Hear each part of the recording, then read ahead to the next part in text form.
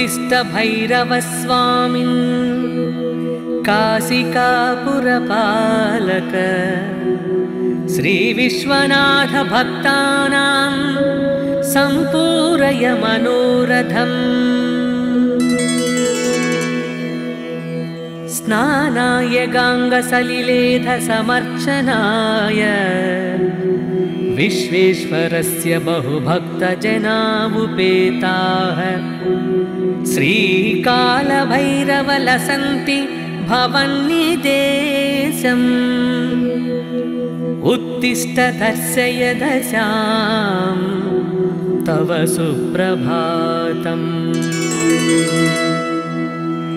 यागव्रतादि बहुपुण्यवशं यथा त्वं पापात्मनामपि तथा सुगति प्रदासी। कारुण्यपूरमयि शैलसुता सपत्नीम् आतर्भगीरथसुते तव सुप्रभातम्।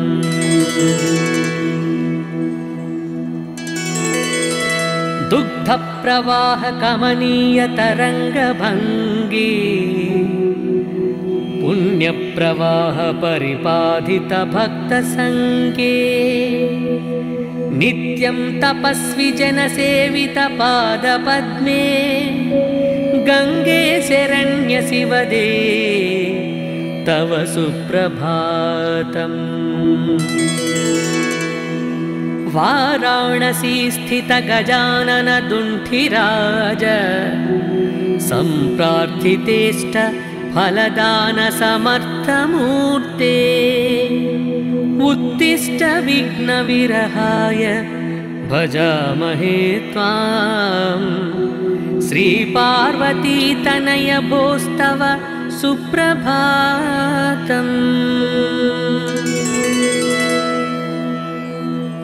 पूजास्पद प्रथममेव सुरेषु मध्ये सम्पूरणे कुशल भक्त मनोरथानां। गीर्वाण वृंद परिपूजित पादपद्म संजायतां गणपते तव सुप्रभातम्। कात्यायनी प्रमथनाथ शरीरभागे भक्तालिगीतमुखरी कृतपादपद्मे। ब्रह्मादिदेवगणवन्दित दिव्यशौर्ये श्रीविश्वनाथ दयिते तव सुप्रभातम्। प्रातः प्रसीद विमले कमलायताक्षी कारुण्यपूर्ण हृदये नमतां शरण्ये। निर्धूत पाप निचये सुरपूजिताङ्घ्रे श्रीविश्वनाथ दयिते तव सुप्रभातम्। सस्यानुकूल जलवर्षण कार्यहेतो शाकम्भरीति तव मानभुवि प्रसिद्धम्। सस्यातिजातमिह शुष्यति चान्नपूर्णे। उत्तिष्ठ सर्वफलदे तव सुप्रभातम्। सर्वोत्तमं मानवजन्म लब्ध्वा हि नस्ति जीवान् भुवि मर्त्यवर्गः। तद्धारणायुषु जहीहि निद्रां देव्यन्नपूर्णे तव सुप्रभातम्। श्रीकण्ठ द्रुतपन्नग नीलकण्ठ सोत्कण्ठ भक्तनिवहोपहितोपकण्ठ। उत्तिष्ठ सर्वजनमङ्गलसाधनाय विश्वप्रजा प्रथितभद्र जहीहि निद्राम् गंगाधराद्रितनया प्रिय शान्तमूर्ते वेदांत वेद्य सकलेश्वर विश्वमूर्ते कूटस्थ नित्य निखिलागम गीत कीर्ते देवासुरार्चित विभो तव सुप्रभातम्। श्री विश्वनाथ करुणामृतपूर्ण सिंधो सीतांशुखंड समलंकृत भव्यचूड भस्मांगराग परिशोभित सर्वदेह वाराणसी पुरपते तव सुप्रभातम्। देवादिदेव त्रिपुरांतक दिव्य भाव गंगाधर प्रमथवंदित सुंदरांग नागेन्द्रहार नत भक्त भयापहार वाराणसी पुरपते तव सुप्रभातम्। वेदांत शास्त्र विशदीकृत दिव्यमूर्ते प्रत्यूषकाल मुनिपुंगव गीतकीर्ते त्वय्यर्पितार्जित समस्त सुरक्षणस्य वाराणसी पुरपते तव सुप्रभातम्। कैलासवास मुनिसेवित पादपद्मा गंगाजलौघ परिषिक्त जटाकलाप वाचामगोचर विभो जटिल त्रिनेत्र वाराणसी पुरपते तव सुप्रभातम्।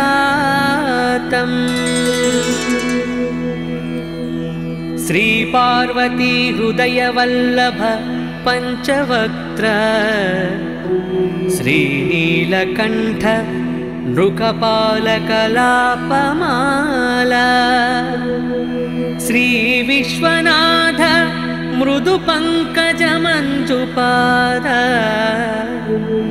श्री काशिका पुरपते तव सुप्रभातम्।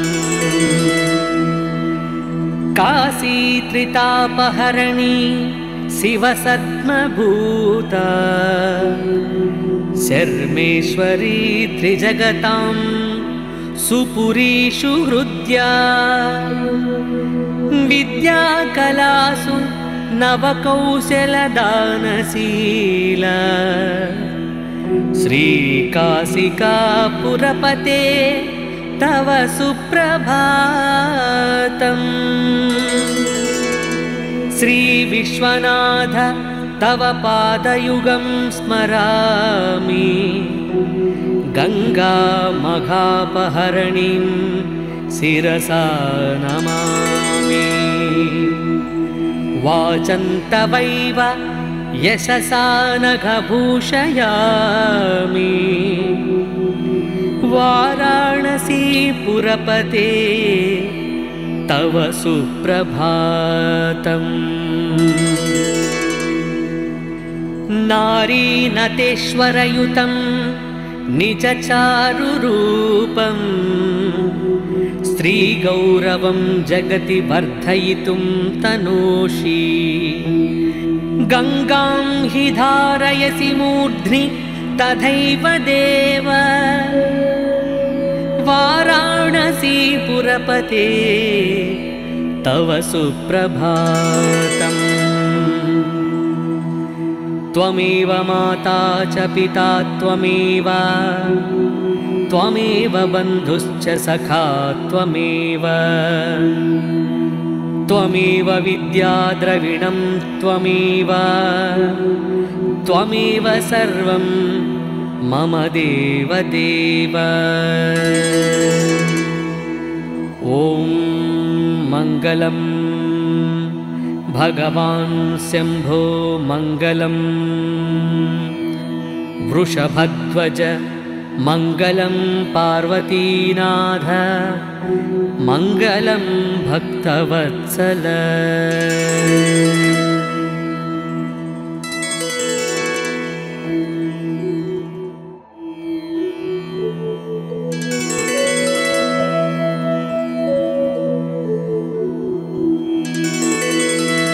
उत्तिष्ठ भैरवस्वामिन् काशिकापुरपालक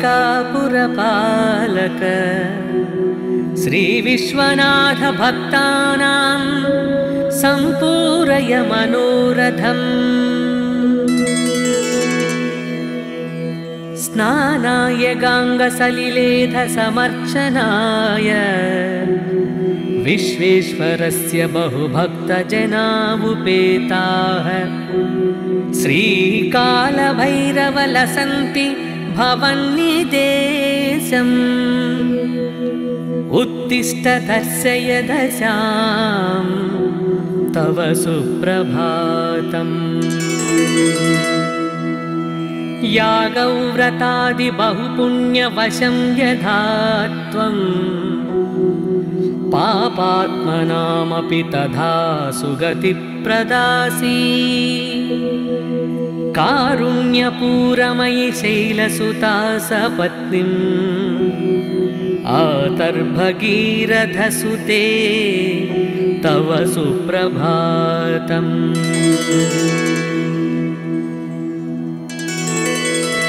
दुग्धप्रवाहकमनीयतरङ्गभङ्गी पुण्यप्रवाह परिपाधित भक्तसङ्गे नित्यं तपस्वी जनसेवित पादपद्मे गङ्गे शरण्य शिवदे तव सुप्रभातम्। वाराणसी स्थित गजानन दुण्ठिराज सम्प्रार्थितेष्ट फलदान समर्थमूर्ते उत्तिष्ठ विघ्नविरहाय भजामहे त्वां। श्रीपार्वती तनय भोस्तव सुप्रभातम्। पूजास्पद प्रथममेव सुरेषु मध्ये सम्पूरणे कुशलभक्तमनोरथानाम्। गीर्वाणवृन्दपरिपूजित पादपद्म सञ्जायतां गणपते तव सुप्रभातम्। कात्यायनी प्रमथनाथ शरीरभागे भक्तालिगीतमुखरी कृतपादपद्मे ब्रह्मादिदेवगणवन्दित दिव्यशौर्ये श्रीविश्वनाथ दयिते तव सुप्रभातम्। प्रातः प्रसीद विमले कमलायताक्षी कारुण्यपूर्ण हृदये नमतां शरण्ये। निर्धूत पापनिचये सुरपूजिताङ्घ्रे श्रीविश्वनाथ दयिते तव सुप्रभातम्। सस्यानुकूल जलवर्षण कार्यहेतो शाकम्भरीति तव मानभुवि प्रसिद्धम्।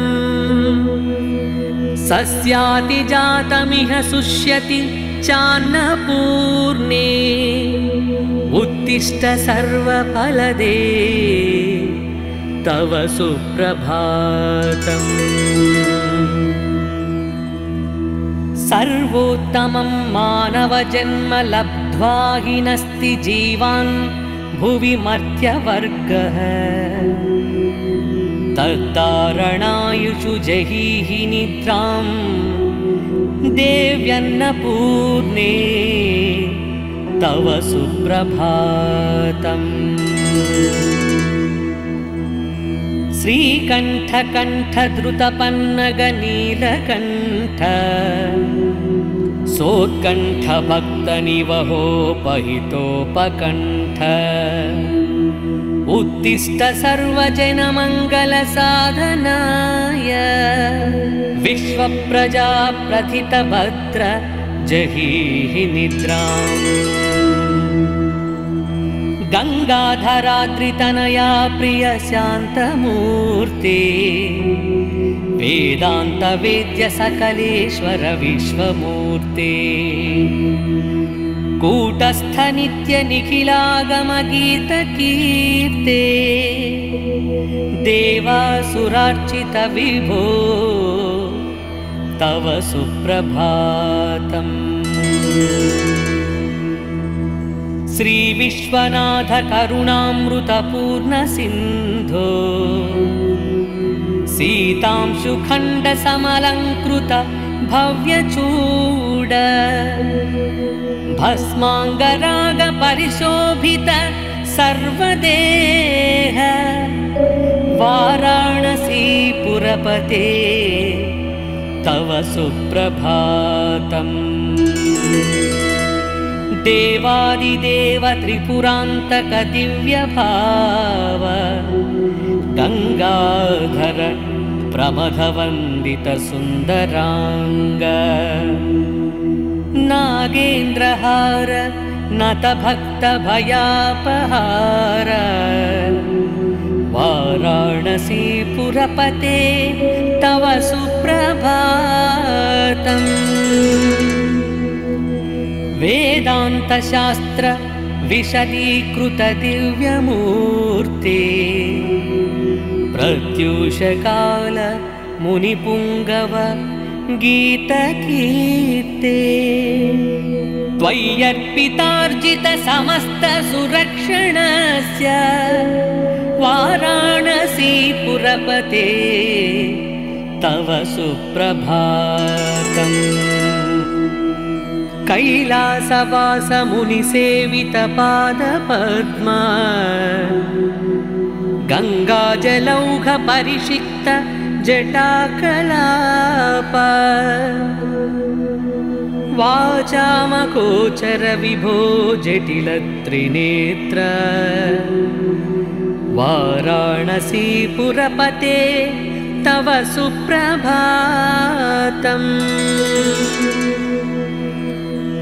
श्री पार्वती हृदय वल्लभ पंचवक्त्र श्रीनीलकण्ठ नृकपालकलापमाला श्री विश्वनाथ मृदु पंकज मंजुपाद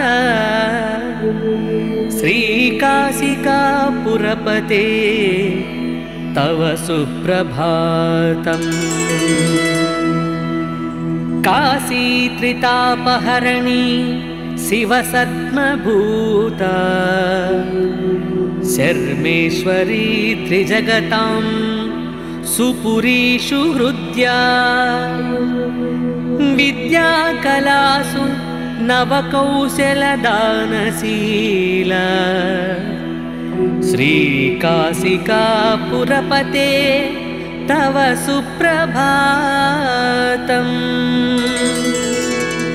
श्री विश्वनाथ तव पादयुगं स्मरामि गंगा मघापहरणीं शिरसा नमामि। वाचन्तवैव यशसा नघभूषयामि वाराणसीपुरपते तव सुप्रभातम्। नारीनतेश्वरयुतं निजचारुरूपं स्त्रीगौरवं जगति वर्धयितुं तनोषि गंगां हि धारयसि मूर्ध्नि तथैव देव वाराणसीपुरपते तव सुप्रभातम्। त्वमेव माता च पिता त्वमेव त्वमेव बन्धुश्च सखा त्वमेव त्वमेव विद्या द्रविणं त्वमेव त्वमेव सर्वं मम देवदेव। ॐ मङ्गलं भगवान् शम्भो मङ्गलं वृषभध्वज मङ्गलं पार्वतीनाथ मङ्गलं भक्तवत्सल।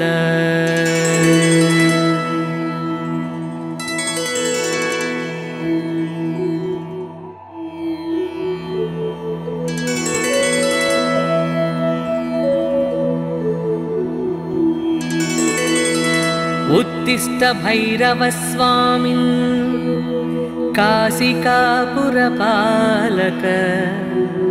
श्रीविश्वनाथ भक्तानां सम्पूरय मनोरथम्। स्नानाय गाङ्गसलिलेधसमर्चनाय विश्वेश्वरस्य बहुभक्तजनावुपेताः श्रीकालभैरवलसन्ति भवन्निदेशम्। उत्तिष्ठ दर्शय दशां तव सुप्रभातम्। यागव्रतादि बहुपुण्यवशं यथा त्वम् पापात्मनामपि तथा सुगतिप्रदासी कारुण्यपूरमयि शैलसुता सपत्नीम् आतर्भगीरथसुते तव सुप्रभातम्।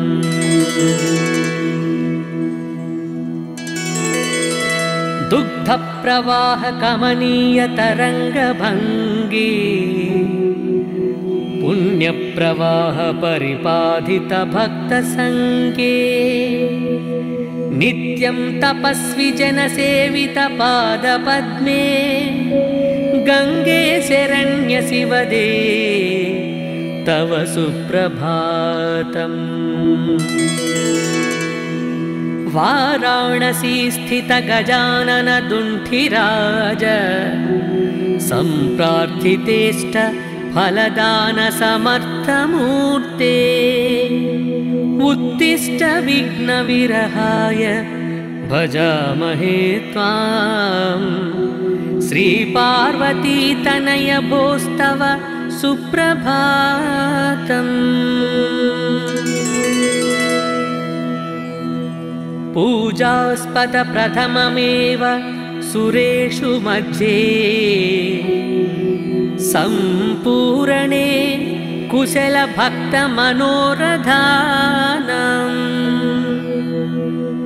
गीर्वाण वृंद परिपूजित पादपद्म संजायतां गणपते तव सुप्रभातम्। कात्यायनी प्रमथनाथ शरीरभागे भक्तालिगीतमुखरी कृतपादपद्मे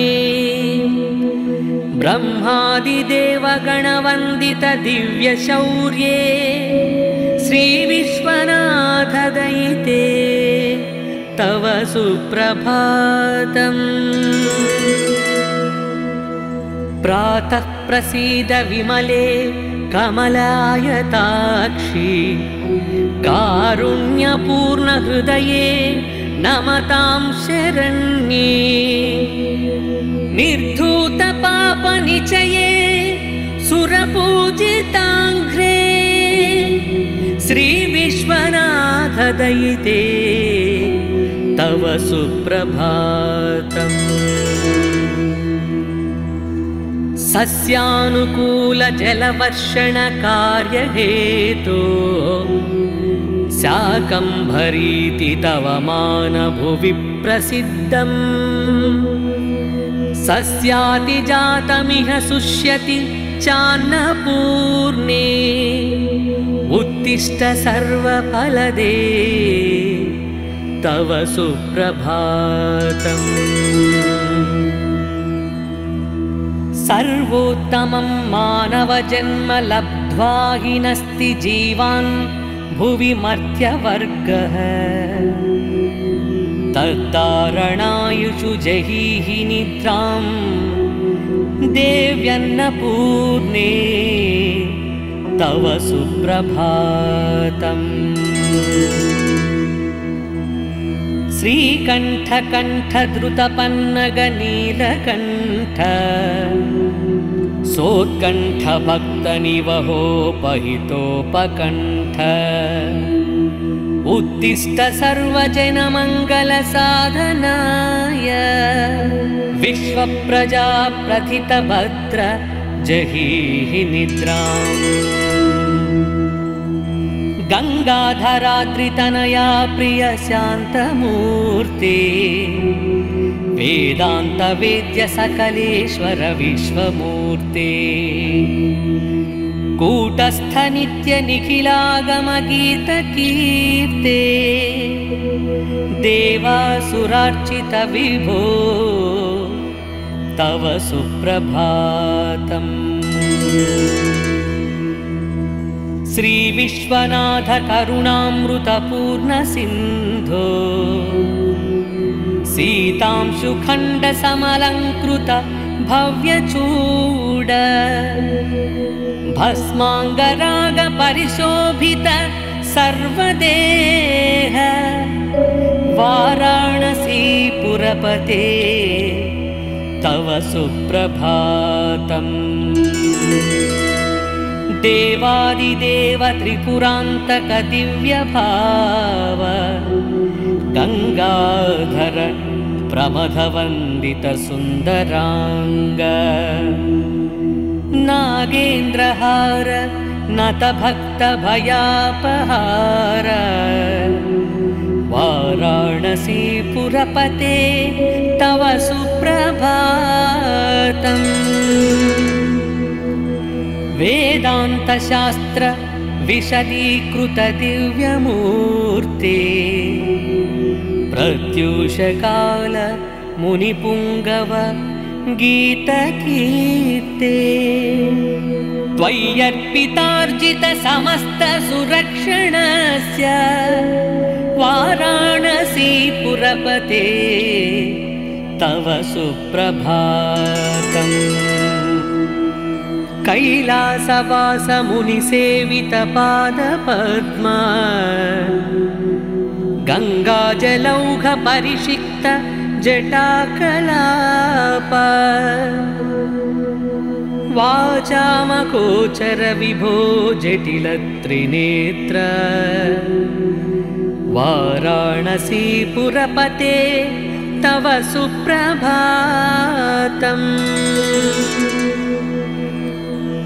श्री पार्वती हृदय वल्लभ पंचवक्त्र श्रीनीलकण्ठ नृकपालकलापमाला श्री विश्वनाथ मृदु पंकज मंजुपाद श्री काशिकापुरपते तव सुप्रभातम्। काशी त्रितापहरणी शिवसद्मभूता शर्मेश्वरी त्रिजगतां सुपुरीषु हृद्या विद्याकलासु नवकौशलदानशीला श्रीकाशिकापुरपते तव सुप्रभातम्। श्रीविश्वनाथ तव पादयुगं स्मरामि, गङ्गामघापहरणीं शिरसा नमामि। वाचन्तवैव यशसा नघभूषयामि, वाराणसीपुरपते तव सुप्रभातम्।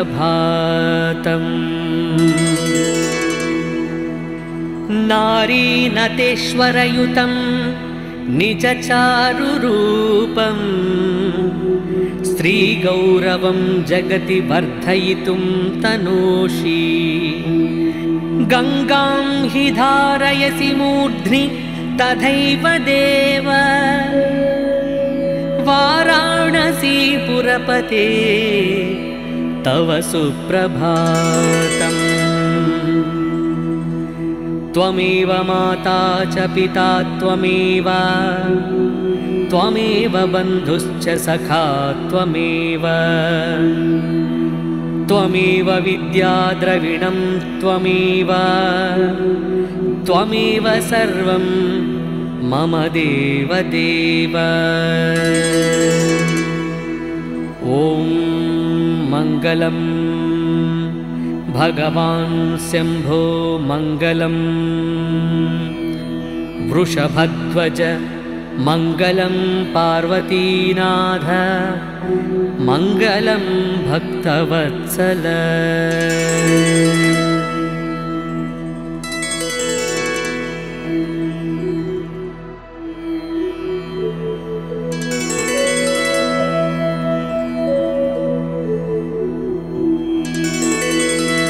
उत्तिष्ठ भैरवस्वामिन् काशिकापुरपालक, श्रीविश्वनाथ भक्तानां सम्पूरय मनोरथम्।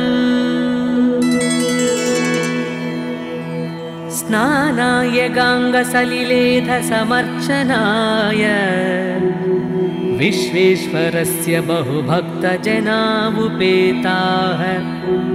श्रीकालभैरवलसन्ति भवन्निदेशम्, उत्तिष्ठ दर्शय दशां तव सुप्रभातम्। यागव्रतादि बहुपुण्यवशं यथा त्वं, पापात्मनामपि तथा सुगतिप्रदासी।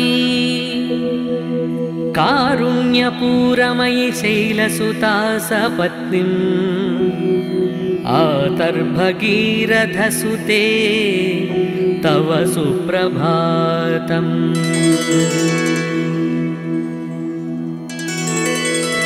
दुग्धप्रवाहकमनीयतरङ्गभङ्गी, पुण्यप्रवाह परिपाधित भक्तसङ्गे। नित्यं तपस्वी जनसेवित पादपद्मे, गङ्गे शरण्य शिवदे तव सुप्रभातम्। वाराणसी स्थित गजानन दुण्ठिराज, सम्प्रार्थितेष्ट फलदान समर्थमूर्ते। उत्तिष्ठ विघ्नविरहाय भजामहे त्वां, श्रीपार्वती तनय भोस्तव सुप्रभातम्।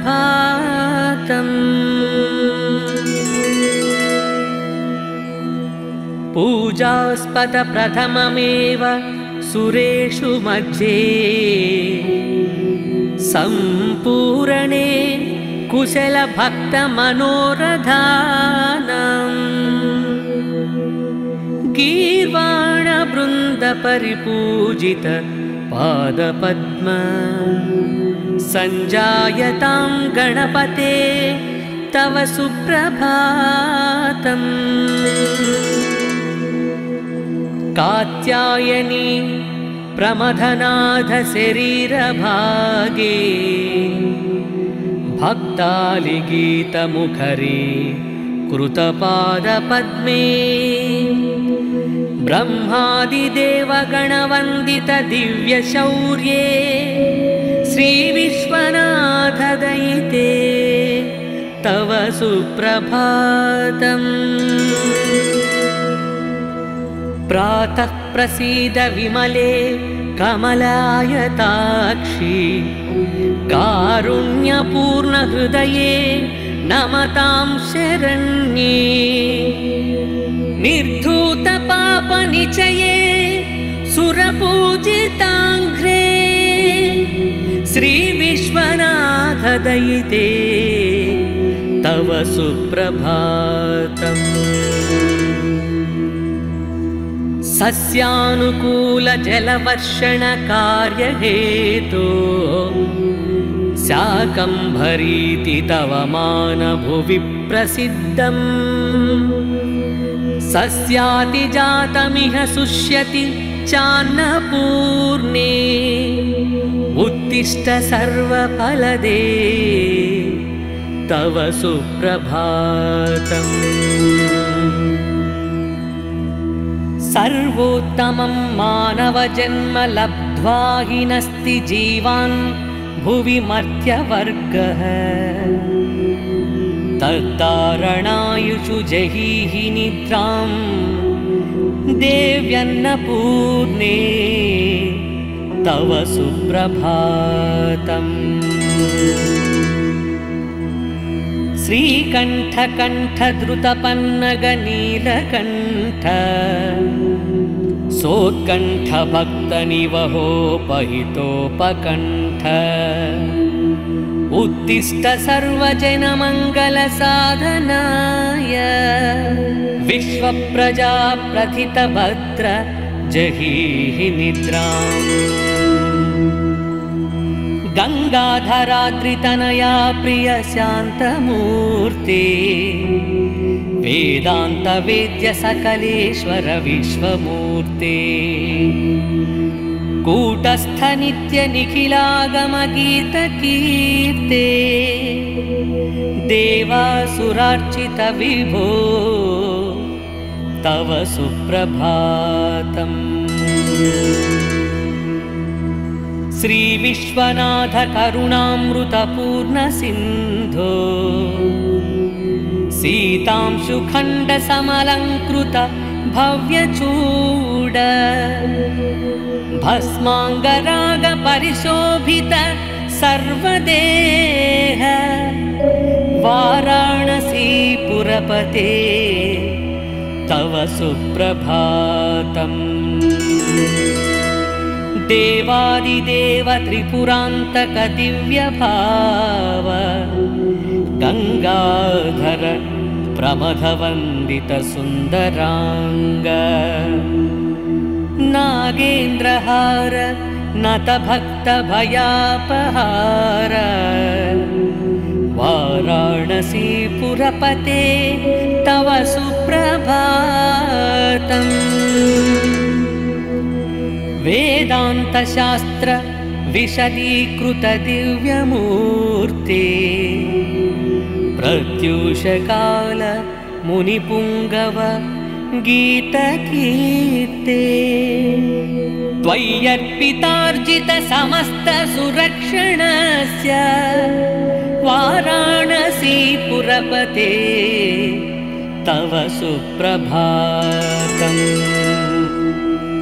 कैलासवास मुनिसेवित पादपद्म गंगाजलौघ परिषिक्त जटाकलाप वाचामगोचर विभो जटिल त्रिनेत्र वाराणसीपुरपते तव सुप्रभातम्।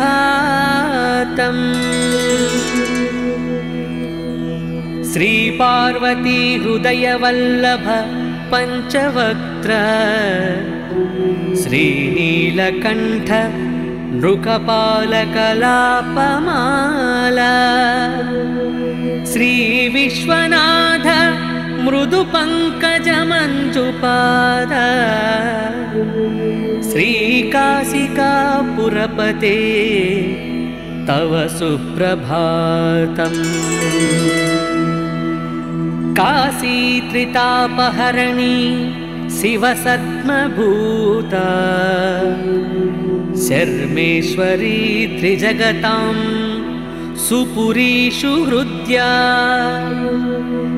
विद्याकलासु नवकौशलदानशीला श्रीकाशिकापुरपते तव सुप्रभातम्। श्रीविश्वनाथ तव पादयुगं स्मरामि गङ्गामघापहरणीं शिरसा नमामि। वाचन्तवैव यशसा नघभूषयामि वाराणसीपुरपते तव सुप्रभातम्। नारीनतेश्वरयुतं निजचारुरूपं स्त्रीगौरवं जगति वर्धयितुं तनोषि। गङ्गां हि धारयसि मूर्ध्नि तथैव देव वाराणसीपुरपते तव सुप्रभातम्। त्वमेव माता च पिता त्वमेव त्वमेव बन्धुश्च सखा त्वमेव त्वमेव विद्या द्रविणं त्वमेव त्वमेव सर्वं मम देवदेव। ॐ मङ्गलं भगवान् शम्भो मङ्गलं वृषभध्वज मङ्गलं पार्वतीनाथ मङ्गलं भक्तवत्सल।